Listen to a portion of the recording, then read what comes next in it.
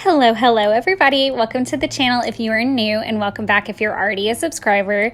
Today we are starting the week 12 videos.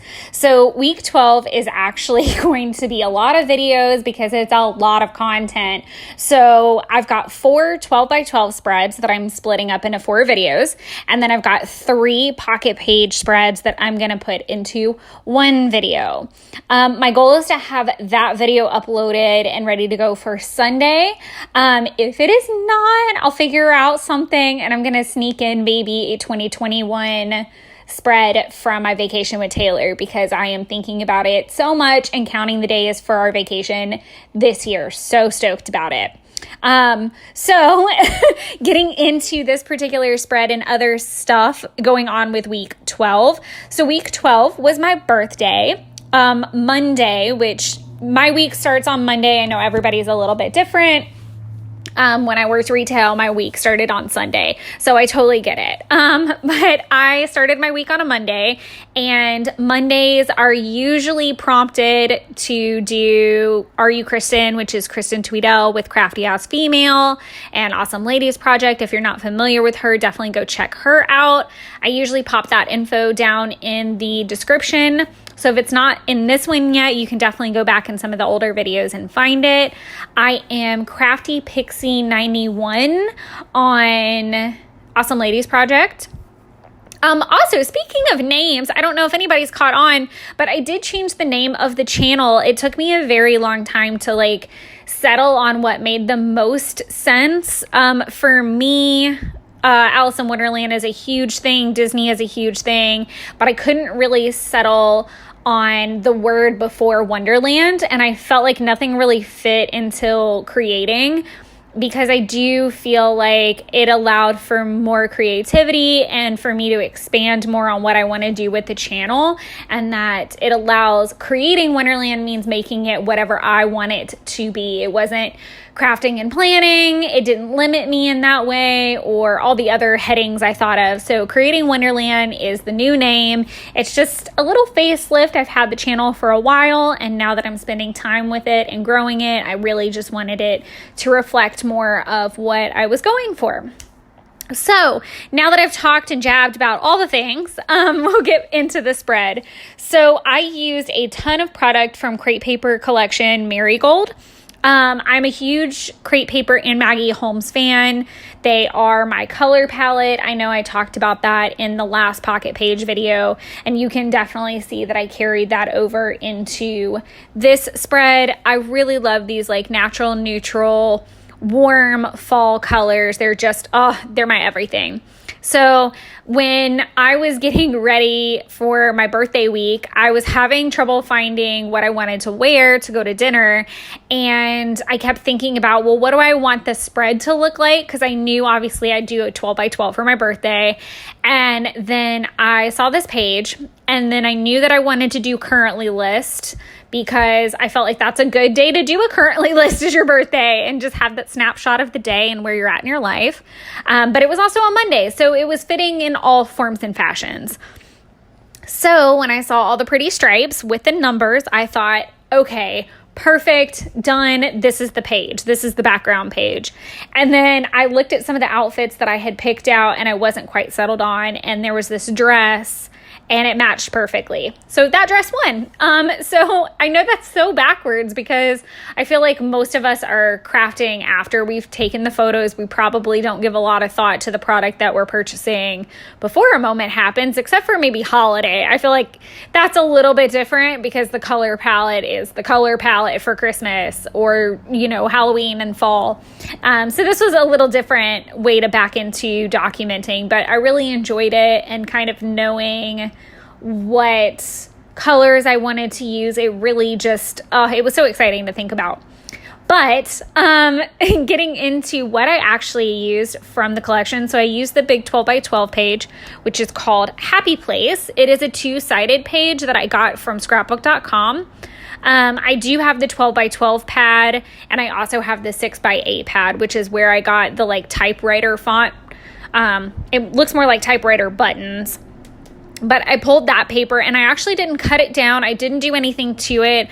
I wanted it to just be a layer all on its own because I knew that I was going to do like the layers with some of the scrap paper. So you see that music note paper and that pink paper. I know that I did it on camera, but I basically traced out around a 7 Gypsies file folder that I had so that I could get that file folder effect for that pink paper. And towards the end, you'll see me stamp currently at the top of it. I wanted to use the marigold letters, like the thickers, but they just did not flow with the spread anymore. By the time I put everything else down, it wouldn't have worked. I thought of some other like thick alphas, but the more I played with everything before I turned the camera on, the more I realized it just needed to be really simple and put somewhere so that I knew that it was a currently list. I knew I wasn't going to date it because I knew what day it was going to be.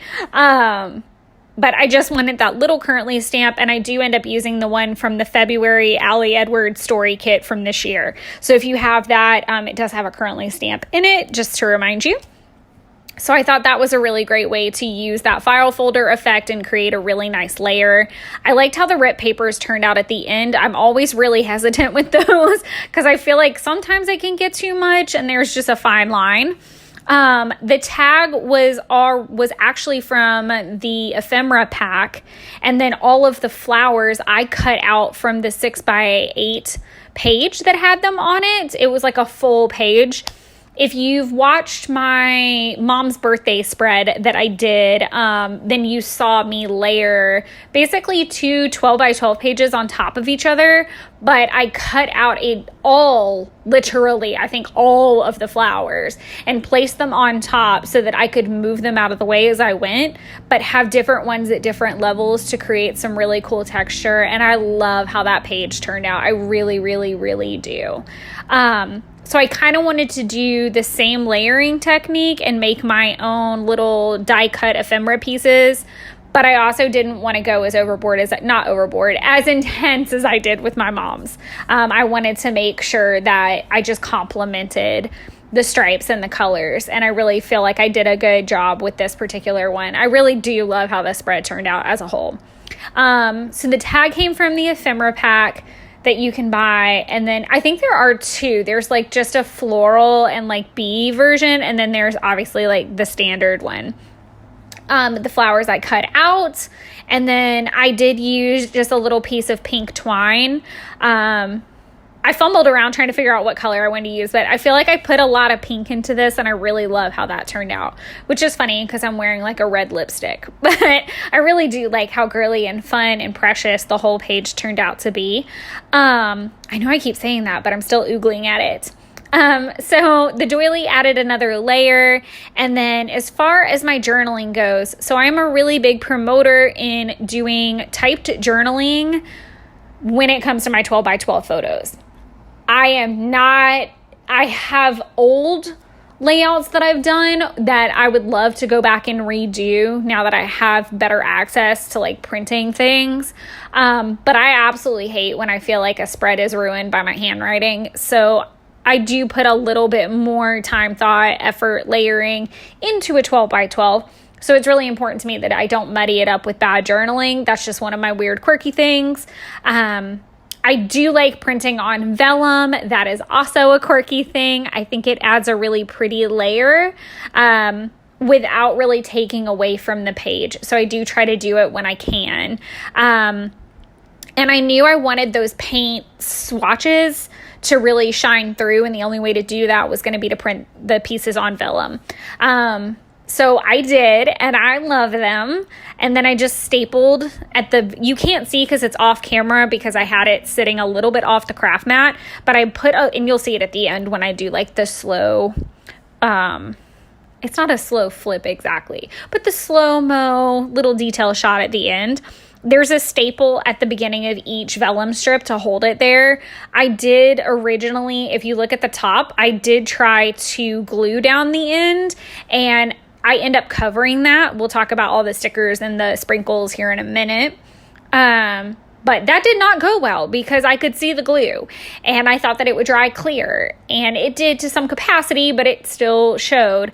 So I had to come up with a plan, but I'm glad I only did one as a test before doing all of them because that could have gotten really messy. Another idea that I did think about was fringing the end or ripping the end so that it would look like a quick washi strip rip. But I was a little worried about that being a little much because I already had the rip pages as the layers on the main photo area. So I really didn't want to overdo it there. I like how it's left. I think the fringe would have been too much now looking at it as a whole. But overall, I do like how it worked out. I think it would have been really cool if the vellum could have gone from end to end as well. But I don't have 12 by 12 vellum, so that was never going to happen either. Now you're seeing me kind of flip through the Marigold sticker book.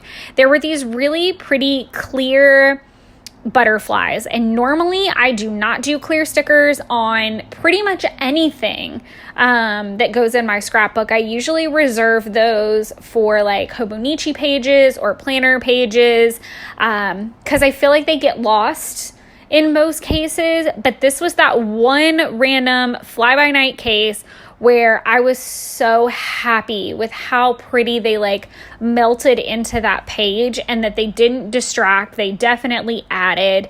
And I feel like they just pulled all of the small black thin details into focus, and it really it looked like sprinkles. It didn't feel heavy, and I really like how they turned out. Then I use different enamel dots from a couple different companies, and of course my gold stars, and I just kind of sprinkle them about the page. I did create that little word cluster with a sticker from my stash. The Today sticker was from an old Hobby Lobby sheet, and then the Celebrate came from the Maggie Holmes sticker book for Marigold. And I just felt like that pulled the blue back out because there was a lot of pink all over the spread, and I just wanted to nod to that blue just a little bit. And the fun thing about that particular sticker book is you're given all of the phrases in like 3 different cardstock colors. So it's like a really light pink, a cream, and then that pretty blue. So I really like how that turned out. I did play with the puffy stickers from Marigold for a minute, but I just wasn't happy with it. They were going to look really random, and I didn't think that I had enough that would create a cluster that I liked. I am a super OCD person, and I say this in every video, but I get really OCD with the sprinkling for some reason. Like, I don't want it to be too heavy, and I like my clusters. I don't want it to be too much. I don't want it to be too little. So I do spend way more time than is actually necessary on the sprinkles. So there's that. But we're kind of getting towards the end of the video and wrapping up. So I hope you guys enjoyed it and that you're all doing well. Like I said, I am hoping to have week 12 pocket pages wrapped up and ready to go by Sunday, but in the event that I'm cutting it really close, I will either do a late post or I will come up with a cute 12 by 12 spread to slip in there. And then we've got one more video before I go into the planner videos. So we'll be doing August plan with me videos soon and the July flip through. Sorry, I'm like thinking and not looking at my calendar, so I'm just questioning myself a little bit. But overall, so we've got this video and then 2 more scrapbooking videos, and then we'll go into planner videos. I also will have a plan with me video out as well, so we'll have a little planner break and then get back into project life. Also, I am considering, I talked about this before, a process style where it'd be broken into a couple videos to talk about the processes or my process from start to finish, not just the creating when it comes to project life and scrapbooking. So let me know what some things would be that you would have questions on about my scrapbooking process. I'd love to have those answered for you, or if there's anything in particular you guys want to know. But otherwise, I hope you're all doing so well, and I look forward to catching up with you guys on Sunday. Thanks, guys. Have a great night, day, whatever you're having. Bye.